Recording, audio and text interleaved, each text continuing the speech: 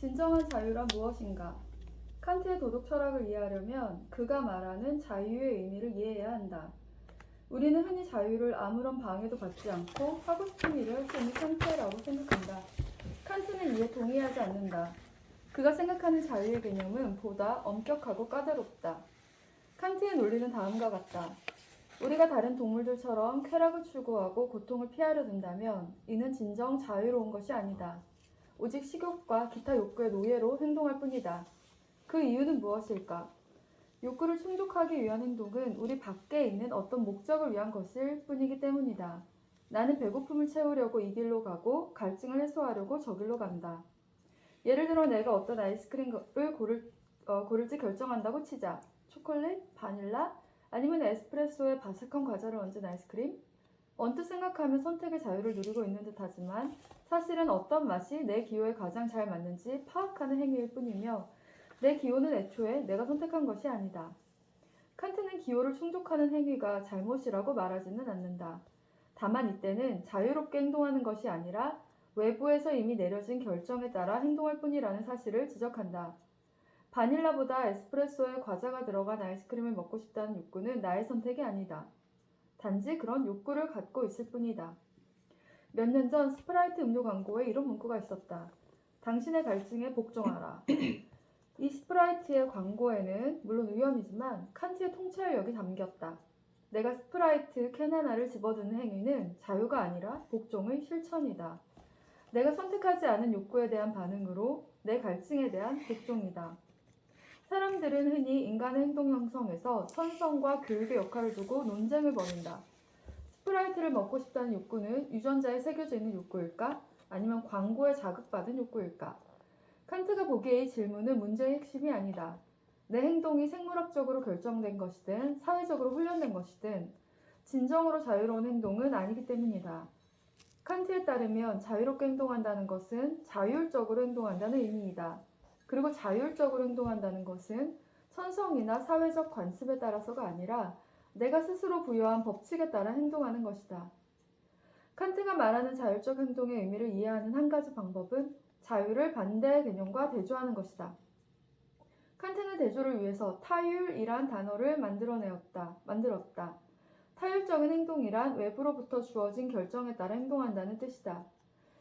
예를 들어보자. 당구공을 손에서 놓으면 공이 땅으로 떨어진다. 이것은 공의 자유로운 행위가 아니다. 공의 움직임은 자연 법칙, 즉 중력의 법칙에 지배를 받는다. 내가 엠파이어 스테이트 빌딩에서 떨어진다고 가정해보자. 땅으로 돌진하는 내가 자유의지로 행동하고 있다고 말할 사람은 없을 것이다. 내 움직임은 당구공처럼 중력의 법칙에 지배를 받는다. 이번에는 내가 다른 사람 머리 위로 떨어져 그 사람이 죽었다고 가정해보자.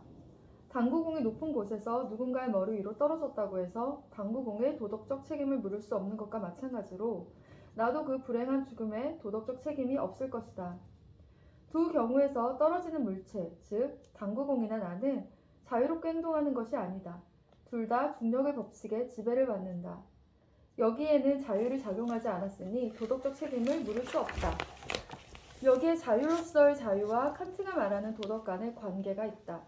자유로운 행동은 주어진 목적을 위한 최선의 수단을 선택하는 것이 아니라 목적 그 자체를 선택하는 것이다. 즉 인간만이 할 수 있고 당구공 그리고 대부분의 동물은 할 수 없는 선택이다. 사람의 사물과 다른 이유. 새벽 3시 대학 룸메이트가 당신에게 묻는다. 왜 늦게까지 자지 않고 폭주하는 전차에 도덕적 딜레마를 고민하고 있느냐고.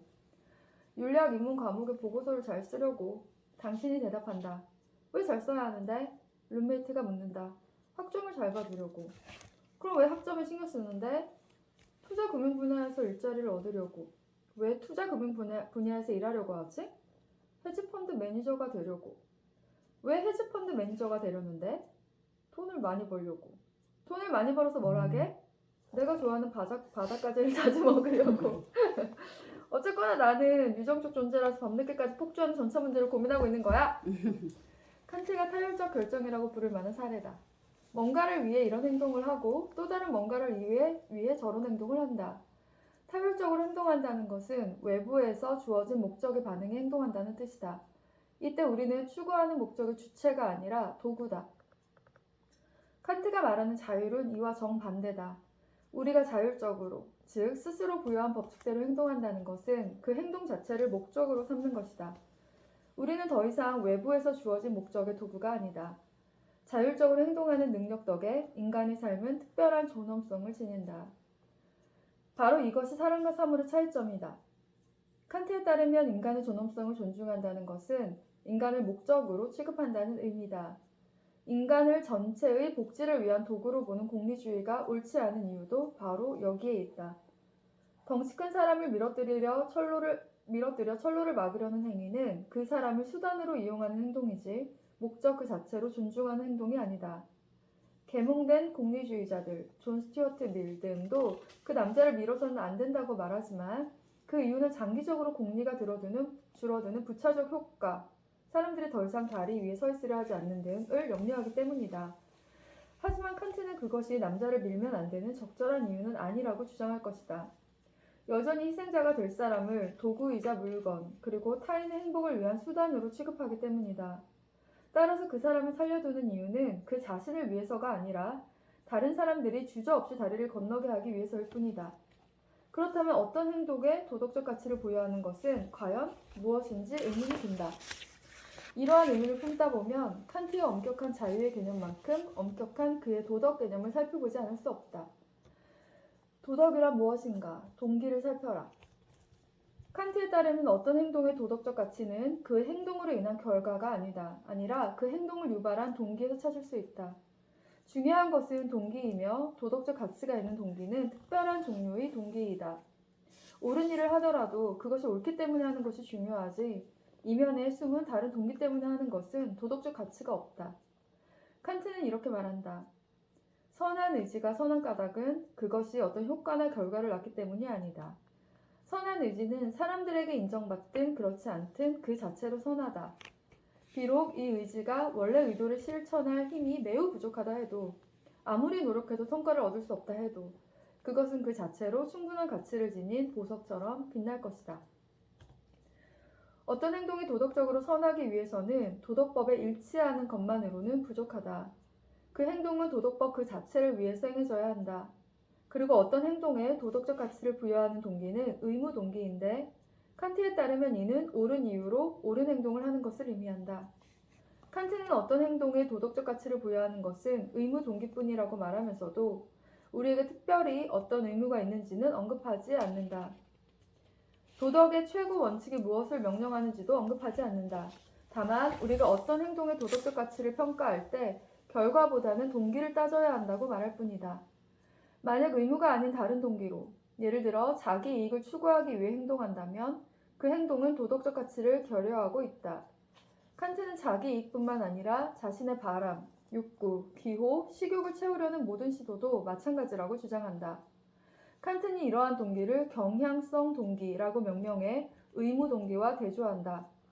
그러면서 의무 동기에서 나온 행동만이 도덕적 가치를 가진다고 주장한다. 타산적인 가게 주인과 거래 개선 협회. 칸트는 의무와 경향성의 차이를 보여주는 몇 가지 사례를 든다. 첫 번째는 타산적인 가게 주인의 사례다. 세상 물정을 모르는 손님, 이를테면 어린 아이가 빵을 사러 가게에 들어왔다고 하자. 주인이 원래보다 높은 가격을 불러 바가지를 씌워도 아이는 모를 것이다. 하지만 주인은 아이에게 그런 짓을 했다는 소문이 퍼지면 장사에 타격을 입을 수 있다고 생각한다. 그런 이유로 아이에게 바가지를 씌우지 않기로 하고 원래 가격을 받는다. 이때 가게 주인은 옳은 일을 했지만 그 이유는 옳다고 할 수 없다. 그가 아이와 정직하게 거래한 이유는 오로지 자신의 평판을 유지하고 싶었기 때문이다. 가게 주인은 자기 이익만을 위해 정직하게 행동했을 뿐이므로 그의 행동은 도덕적 가치를 결여하고 있다. 칸트가 예로 든 타산적인 가게 주인의 사례는 오늘날 뉴욕 거래개선협회의 회원 모집에서도 찾아볼 수 있다. 거래개선협회는 회원을 모집할 때 종종 정직이 최선의 수단이다. 또한 최대 수익을 올리는 방법이다. 라는 제목의 전면 광고를 뉴욕타임스에 싣는다. 광고 내용에서도 그 동기가 분명히 나타난다. 정직. 그것은 다른 어떤 자산만큼 중요합니다. 진실, 솔직함, 공정한 가치를 바탕으로 거래하는 기업은 성공할 수밖에 없기 때문이죠. 우리가 거래개선협회를 지지하는 목적도 바로 이것입니다. 우리와 함께 하세요. 그리고 거기서 이익을 누리세요. 칸트는 거래개선협회를 비난하지 않을 것이다.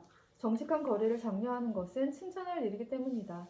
하지만 정직 그 자체를 위한 정직과 이익을 노리는 정직에는 중요한 도덕적 차이가 있다. 전자는 원칙을 고수하는 입장의 정직이고 후자는 이해타산을 노린 타산적인 입장의 정직이다. 칸트는 원칙을 고수하는 자세만이 행동의 도덕적 가치를 부여하는 유일한 동기인 의무 동기에 속한다고 주장한다. 또 다른 예를 생각해보자. 몇 년 전 메릴랜드 대학교는 교내에 만연한 시험 부정행위에 대처하기 위해 학생들에게 부정행위를 하지 않겠다는 서약을 하라고 요청했다. 참여를 독려하기 위해 서명에 참여한 학생에게는 인근 상점에서 10에서 25% 할인을 받을 수 있는 카드를 나눠주었다. 근처 피자 가게에서 할인받고 싶어서 부정행위를 하지 않겠다고 서약한 학생이 얼마나 되는지는 알 수 없다. 하지만 매수된 정직은 도덕적 가치를 결여하고 있다는데 대부분 동의할 것이다. 할인 혜택이 부정행위를 줄이는 데 성공했을 수도 그렇지 않을 수도 있다. 하지만 여기서 드는 도덕적 의무는 할인 혜택이나 긍정적 보상의 욕구에 끌린 정직이 도덕적으로 가치가 있는가 하는 점이다. 칸트는 아니라고 할 것이다. 이 두 가지 사례는 의무 동기, 어떤 행동을 하는 이유가 유용하다거나 편리해서가 아니라 그것이 옳기 때문, 의무 동기만이 그 행동의 도덕적 가치를 부여할 수 있다는 칸트의 주장이 타당함을 보여준다. 하지만 이제 살펴볼 두 가지 사례는 그러한 칸트의 주장이 결코 단순한 문제가 아님을 보여준다. 자신의 생명을 보존할 의무. 칸트가 살펴본 바와 같이 우선 자신의 생명을 보존하기 위한 행동을 의무와 관련해 생각해보자. 사람들은 대개 살려고 하는 강한 경향성이 있게 마련이다. 의무가 개입되는 경우는 거의 없다. 따라서 자기 생명을 보존하기 위해 조심하는 행동에는 도덕적인 요소가 거의 없다. 안전띠를 매고 콜레스테롤 수치를 확인하는 것은 타산적인 행동이지 도덕적 행동은 아니다. 칸트도 행동의 동기를 파악하기 어려운 경우가 많음을 인정했다. 의무 동기와 경향성 동기가 동시에 나타나는 경우도 있음을 인정했다. 그의 주장의 핵심은 의무 동기만이 행동의 도덕적 가치를 부여할 수 있다는 것이다. 그는 자살을 예로 들었다. 사람들이 살아가는 이유는 대부분 삶을 사랑하기 때문이지 삶이 의무이기 때문은 아니다. 칸트는 여기에 의무 동기가 나타나는 예를 제시한다. 그는 희망을 잃은 비참한 사람을 가정했다. 절망에 가득 찬 이 사람에게는 살고 싶은 욕구가 없다. 그가 마음이 경향성에 의해서가 아니라 의무감에서 생명을 보존하려는 의지를 다진다면 그의 행동에는 도덕적 가치가 있다. 칸트는 비참한 처지에 있는 사람만이 의무 때문에 삶을 이어갈 수 있다고 주장하지 않는다. 누구나 삶을 이어가야 할 의무가 있다는 올바른 이유로 자기 생명을 사랑하고 보존할 수 있다. 자기의 생명을 보존해야 하는 의무를 인식하고 그런 이유로 사랑한다면 삶을 이어가고자 하는 욕구와 생명을 보존하려는 행위의 도덕적 가치가 떨어지지는 않는다. 도덕적인 인간 혐오자. 칸트의 견해에서 가장 엄격한 부분은 아마도 타인을 돕는 의무와 관련된 것이라고 생각된다. 우리 가운데 이타적인 사람들은 타인에게 동정심을 느껴 그들을 도우면서 쾌락을 느낀다. 하지만 칸트의 견해로는 동정심에서 나온 선행은 아무리 옳고 친절해도 도덕적 가치가 떨어진다. 우리의 직관과는 반대되는 생각이다. 타인을 도우며 쾌락을 느끼는 사람이 되어서는 안 된단 말인가? 칸트는 그렇지는 않다고 대답할 것이다. 칸트도 분명히 동정심에서 우러난 행동이 잘못되었다고 생각하진 않는다. 하지만 그는 남을 돕는 이러한 동기, 쾌락을 느끼기 때문에 선한 행동을 하는 이러한 동기와 의무 동기를 구별한다. 그리고 의무 동기만이 행동에 도덕적 가치를 부여한다고 주장한다. 이타주의자의 동정은 찬사와 격려를 받을 만하지만 존경을 받을 수는 없다. 그렇다면 도덕적 가치가 있는 선행에는 무엇이 필요할까? 칸트는 다음과 같이 가정해 보았다. 불행히도 어느 날 인간에 대한 이타주의자의 사랑이 식어버렸다. 그는 연민과 동정이 메마른 인간 혐오자가 되고 말았다. 하지만 이 냉정한 영혼은 남을 돕는 데 관심이 없으면서도 다른 사람을 돕는다. 도움을 주려는 어떤 경향성에서도 벗어나 오로지 의무감만으로 타인을 돕는 것이다. 그런데 이제야 처음으로 그의 행동은 도덕적 가치를 지니게 된다. 다소 기이한 판단으로 보인다. 칸트는 인간 혐오자를 도덕적 본보기로 삼았다는 의미일까? 꼭 그렇지는 않다. 옳은 일을 하면 쾌락을 느낀다고 해서 반드시 그 행동의 도덕적 가치가 떨어지는 것은 아니다. 다만 쾌락을 느끼든 그렇지 않든 상관없이 옳은 행동이라는 이유로 선행을 하는 것이 중요하다고 칸트는 말한다. 철자 맞추기 대회 영웅. 몇 년 전 워싱턴 DC에서 열린 전국 철자 맞추기 대회에서 벌어진 일을 생각해보자. 한 번 들은 말을 자꾸 되풀이하는 성향을 뜻하는 단어 에콜레리어란 단어의 철자가 무엇이냐는 질문이 나왔을 때였다. 이 질문을 받은 13살 남자아이는 틀리게 대답했지만 심사위원이 잘못 알아듣고 맞았다고 하는 바람에 다음 단계로 넘어가게 되었다. 그런데 자신이 틀렸다는 사실을 안 그 아이는 심사위원에게 솔직히 털어놓았고 결국 탈락했다. 다음날 신문에는 그 정직한 아이를 철자대회 영웅이라고 칭하는 기사가 실렸고 뉴욕타임스에는 아이 사진이 실렸다. 심사위원이 저더러 아주 정직하다고 하셨어요. 아이가 기자에게 말했다. 그러면서 자기 행동의 동기 일부를 덧붙여 말했다. 저는 추접한 사람이 되고 싶지 않았어요. 철자대회 영웅의 인터뷰 기사를 읽으면서 나는 칸트라면 어떻게 생각했을지 궁금했다. 추접한 사람이 되고 싶지 않다는 마음은 물론 경향성이다. 따라서 그것이 이 아이가 진실을 말한 동기였다면 그런 행동의 도덕적 가치는 떨어질 것이다. 하지만 그건 너무 가혹해 보인다. 그렇다면 감정이 없는 사람만이 도덕적 가치가 있는 행동을 할 수 있다는 뜻일 것이다. 나는 그것이 칸트가 의미했던 바라고 생각하지 않는다. 아이가 오로지 죄의식을 피하거나 실수가 드러났을 때의 부정적 여론을 피하기 위해서 진실을 고백한 것이라면 그 행동에는 도덕적 가치를 결여하고 있다. 하지만 그것이 옳은 행동이기 때문에 진실을 말했다면 아이의 행동은 그에 따르는 쾌락이나 만족과는 상관없이 도덕적 가치가 있는 행동이 된다. 옳은 이유로 옳은 행동을 했다면 그때 기분이 좋았다고 해도 도덕적 가치가 떨어지지 않는다. 칸트가 예로 든 이타주의자도 마찬가지다. 타인을 돕는 이유가 단지 그 행위에서 느끼는 쾌락 때문이었다면 그 행동은 도덕적 가치가 부족하다. 하지만 타인을 도울 의무를 인식하고 그에 따라 행동했다면 거기서 쾌락을 느낀다고 하더라도 도덕적 가치가 떨어지지 않는다. 물론 현실에서는 흔히 의무와 경향성이 함께 존재한다. 타인의 동기는 물론이고 내 동기조차 정확히 무엇인지 가려내기 힘든 경우도 많다. 칸트도 이를 부인하지 않는다. 그리고 무정한 인간 혐오자만이 도덕적 가치가 있는 행동을 할 수 있다고 여기지도 않는다. 인간 혐오자를 예로 든 이유는 동정이나 연민에 구애받지 않는 의무 동기만을 따로 떼어내 살펴보기 위해서이다. 의무 동기를 살펴보았으니 이제 도덕적 가치를 부여하는 선행의 특성, 결과가 아닌 원칙을 가려내보자.